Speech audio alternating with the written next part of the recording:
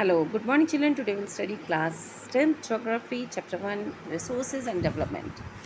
In first video we have seen about what is resources. Resources क्या होता है ये हमने पढ़ा था. Everything available in our environment which can be used to satisfy human needs are called resources. ये होता है resources है ना. और but resources which can it is also technologically accessible, economically feasible and culturally acceptable भी होना चाहिए. It is term as resources. Okay, and we have seen the classification of resources on the basis of origin, that is biotic and abiotic, and on the basis of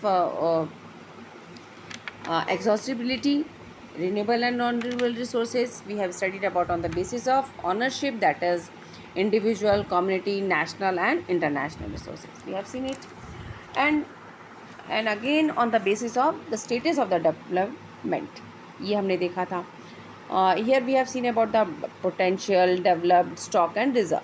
What do you mean by potential resources? The resources which are found in a certain region but remain unutilized. मौजूद होता है, technology भी है, willingness भी है, लेकिन unutilise रह जाता है, उसे हम कहते हैं पोटेंशियल, जिसमें सोलर एनर्जी का मैंने एग्जांपल दिया था. और developed resources are the resources which are developed with the help of technology are called developed resources. Technology है, विलिंगनेस भी है, and we are utilising is also. इसको हम लोग यूटिलाइज भी करते हैं. This resources are utilise after their quality and the quantity are determined from their survey. तो हम इसको यूज़ भी करते हैं, तो इसको कहते हैं हम लोग डेवलप्ड रिसोर्सेज. इसमें हमने एग्जांपल देखा था पेट्रोलियम का, है ना. And now stock. What do you mean by stock? Stock, the resources which can be used but are not used due to the lack of technology. हम इसको हम यूज़ करना चाहते हैं, we are willing to use it, but due to the lack of technology we are not able to use it. That is a stock. Okay. And reserves can be used with the help of technology. हम इसको technology की मदद से हम use कर सकते हैं, but we are not using it. क्यों नहीं यूज़ कर रहे हैं? Because we are reserving this for the future use. हम लोग इसको फ्यूचर के लिए रिज़र्व करके रख देते हैं, इसीलिए हम इसको use, that is called reserve. Okay, ये हमने पढ़ा था. अब हम देखेंगे, ये सारी चीज़ें हमने पढ़ ली. अब हम देखेंगे इसमें डेवलपमेंट ऑफ रिसोर्सेज जो है उसका डेवलपमेंट कैसे होगा, है ना. Development of resources. आप वाटर है, आपको पता है, हमें पता है कि वाटर क्या है, एक रिसोर्सेज है. तो रिसोर्स को डेवलप कैसे करें, किस तरीके से करें, है ना. तो ये हम देखते हैं. अब resources are vital for the human survival as well as for the maintaining the quality of life. बहुत ज़रूरी है. It was believe that the resources are free gifts of nature. हमको ये पता है कि जो हमको रिसोर्सेज है वो हमारे लिए फ्री गिफ्ट है, भगवान हमको दे रहा है. देखिए ऑक्सीजन हम यूज़ कर रहे हैं, हमको पता है कि ये तो ख़रीदना नहीं है हमको, तो ये फ्री में मिल रहा है हमको, तो हम उसको यूज़ करते जाते हैं, है ना. अब पानी है, हम पानी को भी देख रहे हैं, कहीं पर पानी वेस्ट हो रहा है, हम लोग उससे कोई मतलब नहीं, हमको यूज़ करना, हम जितना मन चाहे उतना यूज़ कर रहे हैं. तो हम लोग उसको कैसे यूज़ करते हैं कि resources are the gift of nature, हम उसको यूज़ करते जाते हैं. As a result, human beings use them indiscriminately. हम उसको indiscriminately यूज़ करते हैं. indiscriminate यूज़ होता है उसका, बहुत रोकथाम नहीं है, और हम उसको यूज़ करते जाते हैं. इससे क्या होता है, indiscriminate यूज़ के कारण हम इसको indiscriminate यूज़ कर रहे हैं कि ऑक्सीजन हमको मिल रहा है भगवान से, हम लोग यूज़ करते जाएँ. वाटर हमको मिल रहा है, हम यूज़ करते जा रहे हैं, है ना. जितना मन चाह रहा है हम इसको यूज़ करके ख़त्म करने की कोशिश करते हैं. तो ये इनडिस्क्रिमिनेट यूज़ जो है, इसके कारण क्या है, resources are being used indiscriminately. लगातार हम यूज़ करते जा रहे हैं बिना उसको बचा के, या बस लगातार यूज़ कर रहे हैं हम उसको, है ना. उसको हम बचाने की कोशिश नहीं करते हैं, वेस्ट ज़्यादा करते हैं, इनडिस्क्रिमिनेट यूज़ कर रहे हैं उसका. अब इससे क्या होता है कि प्रॉब्लम क्रिएट हो जाती है. बिल्कुल, इनडिस्क्रिमिनेट यूज़ ऑफ रिसोर्सेज के कारण क्या होता है, प्रॉब्लम क्रिएट होती है. तो सबसे पहला प्रॉब्लम क्या है कि depletion of resources for satisfying the greed of the, सबसे आ जाता है ग्रीड। सबसे पहली प्रॉब्लम ग्रीड की है। इंसान की जो लालच है वो ग्रीड के कारण भी क्या है, डिपल्शन हो जाता है। डिपल्शन ऑफ रिसोर्सेज, वैनिश हो जाती है, चीज़ें ख़त्म हो जाती हैं। किसके कारण? ग्रीड के कारण। जब हम इनडिस्क्रिमिनेंट यूज़ करते हैं तो उसके कारण से प्रॉब्लम यूज़ क्रिएट होती है। और क्या क्या प्रॉब्लम आती है? सबसे पहला प्रॉब्लम है ग्रीड, लालच है इंसान का।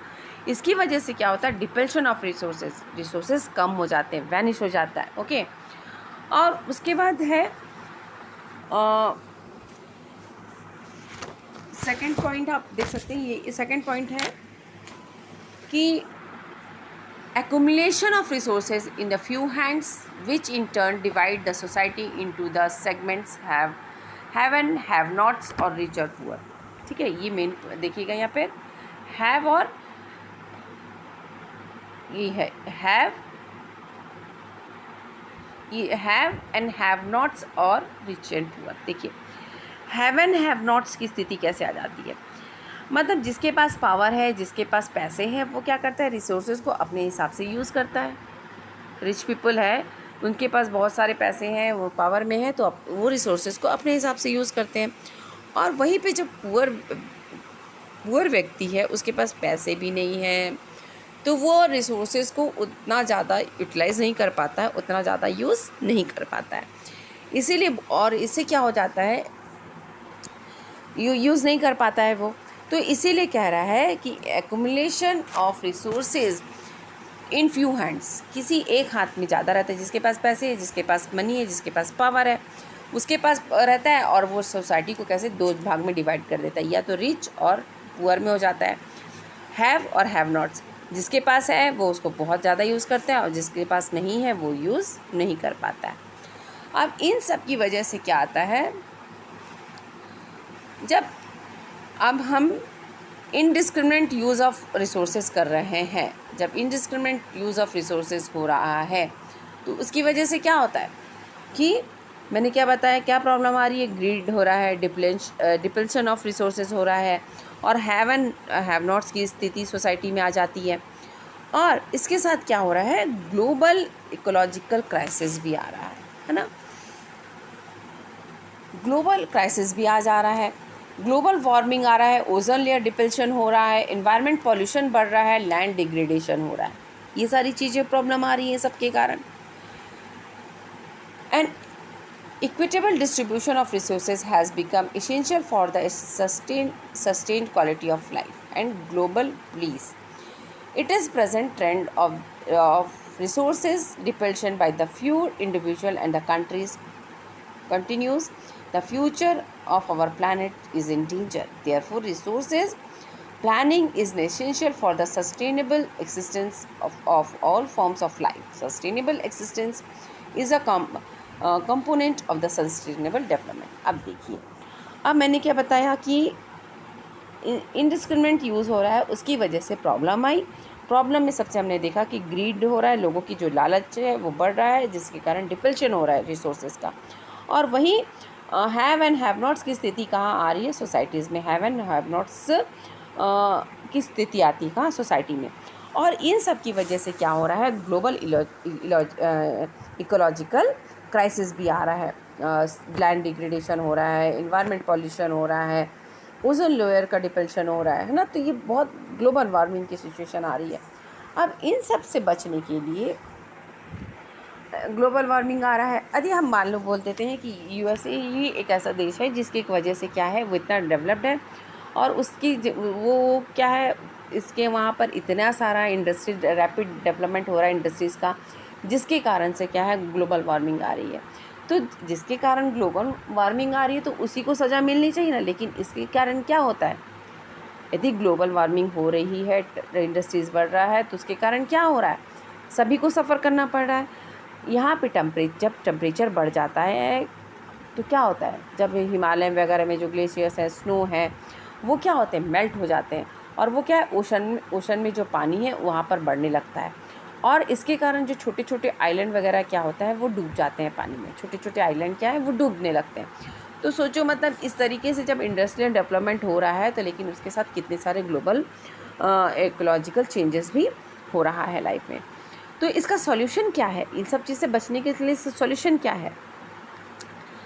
तो रिसोर्सेज को जो हम यूज़ कर रहे हैं करें तो सस्टेनेबल डेवलपमेंट बोलना चाहिए, है ना। ये एक बहुत अच्छा ज़रिया है। कैसे कि जब हम कोई भी रिसोर्सेज को यूज़ करते हैं उसको इस तरीके से ऐसे यूज़ करें ताकि जो हमारा प्रेजेंट जनरेशन है वो उसको कोई हार्म ना हो और आने वाली जनरेशन के लिए भी हम उसको सस्टेन करके रख सकें या कंजर्व करके रख सकें, उनके लिए बचा सकें हम लोग, है ना। और जैसे कि आज हम इतना फ्रेश वाटर यूज़ कर रहे हैं, हो सकता है कि फ्यूचर जनरेशन में हमारे पास फ्यूचर जनरेशन के लिए पानी ही ना बचे, ऐसा भी मुमकिन है, पॉसिबिलिटी है ना। तो हम लोग को जो रिसोर्सेज है we must use the resources in such a way it should not harm our environment and our need should be fulfilled with the taking consideration of our future generation। तो हम लोग को चीज़ों को ऐसे यूज़ करना है कि जो आज हमारी प्रेजेंट की स्थिति है उसके लिए उसमें भी कोई हार्म ना हो प्रेजेंट इन्वायरमेंट को, और हम जो चीज़ें हैं वो आने वाली जनरेशन के लिए भी बचा के रख सकें, है ना। ये चीज़ होता है क्या होता है sustainable development. Sustainable development means development should take place without damaging the environment.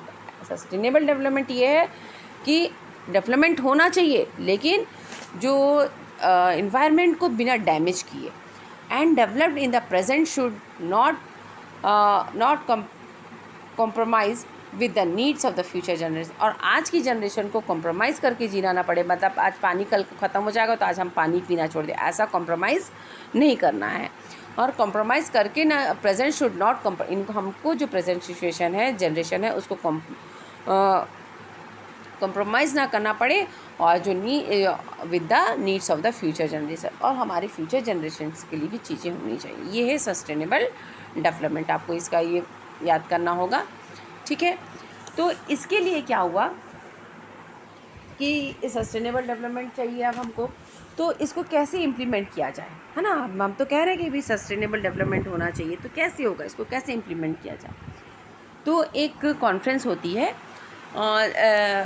Rio de Janeiro, इसका नाम है, देखिए रियो डी जेनेरियो अर्थ समिट 1992। एक कॉन्फ्रेंस होती है 1992 में जिसका नाम है रियो डी जेनेरियो अर्थ समिट 1992, ब्राज़ील में होता है। कहाँ पे होता है, ब्राज़ील में। यहाँ इसमें क्या होता है कि 100 हेड्स है, more than 100 heads of the state, her country के अलग अलग 100 देशों के हेड लोग इसमें पार्टिसिपेट करते हैं, मिलते हैं Rio de Janeiro in Brazil for the first international earth summit. इसके लिए for the first international earth summit के लिए वो लोग वहाँ मिलते हैं, 100 लोग, 100 से भी ऊपर, है ना।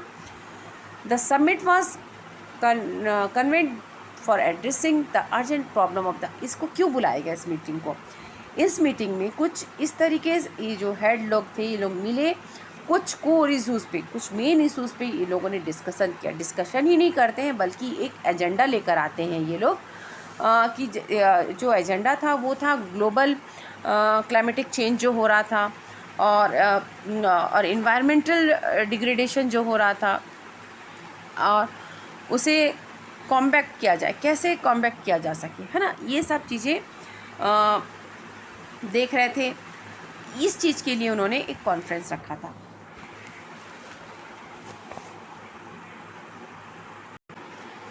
तो मैंने क्या बताया कि एक कॉन्फ्रेंस होती है सस्टेनेबल डेवलपमेंट के लिए कैसे इम्प्लीमेंट किया जाए। तो उसके लिए क्या हुआ, सबसे पहले एक कॉन्फ्रेंस होती है जिसका नाम था रियो डी जेनेरियो अर्थ समिट 1992, जिसमें कि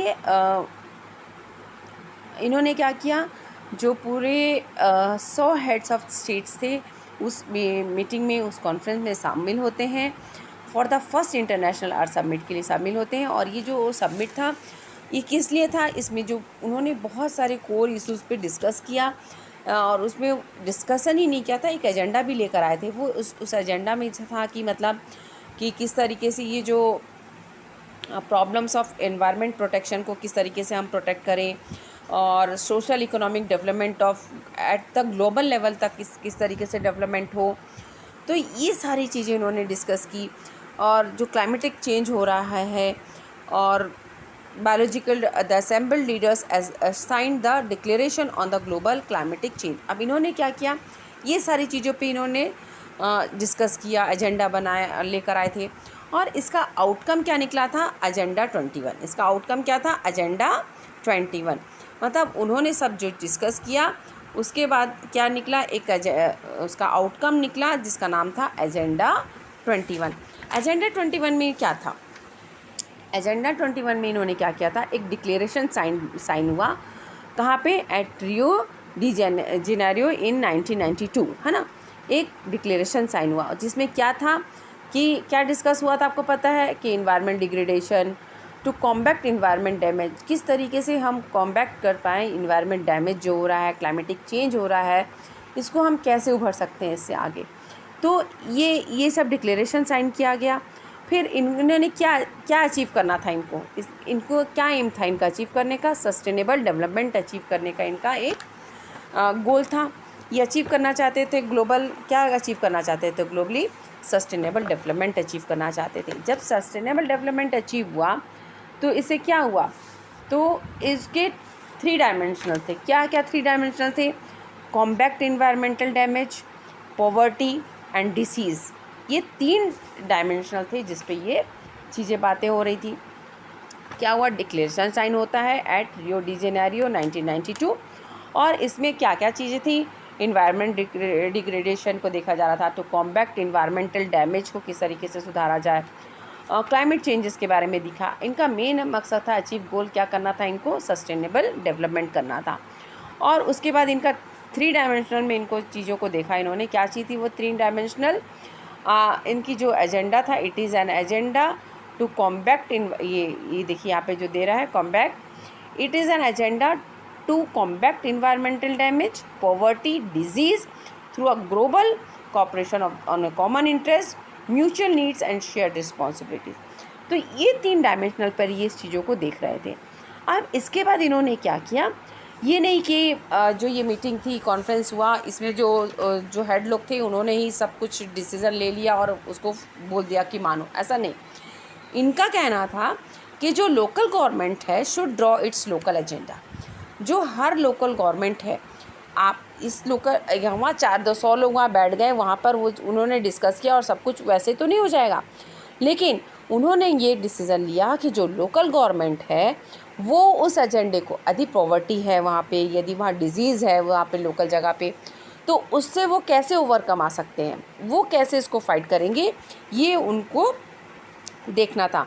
तो उन्होंने कहा कि जो लोकल गवर्नमेंट है should draw it's local agenda. तो पूरा एजेंडा वो ही नहीं बना रहे थे, उन्होंने कहा कि जो लोकल गवर्नमेंट है वो इसको ड्रॉ करे कि उनका लोकल एजेंडा क्या है, कि हम कैसे डिजीज़ है, पॉवर्टी है और कॉम्बैक्ट इन्वायरमेंटल डैमेज को हम किस तरीके से सुधारें। ये सब जो एजेंडा है वो चाहते थे कि इनका एक मेजर ऑब्जेक्टिव था कि वो, उन्होंने एजेंडा में कहा 21 में कि that every local government should draw its own local agenda. उनको लोकल एजेंडा खुद बनाना होगा, उन्होंने कहा। ठीक है, तो ये था आपका लोकल एजेंडा। और अब डेवलपमेंट रिसोर्सेज हमने पढ़ा और सस्टेनेबल डेवलपमेंट हमने देखा।